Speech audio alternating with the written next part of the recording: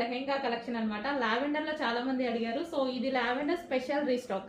ఇది వచ్చేసి మన దగ్గర కస్టమైజేషన్ చేసిన లెహెంగాస్ అనమాట.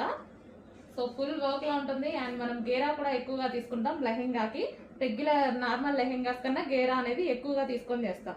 అండ్ ఇన్సైడ్ వచ్చేసి మనకి క్యాన్ ఉంటుంది. ఇక్కడ క్యాన్ పట్టి కింద వేయడం జరుగుతుంది విత్ లైనింగ్ అనేది ఉంటుంది.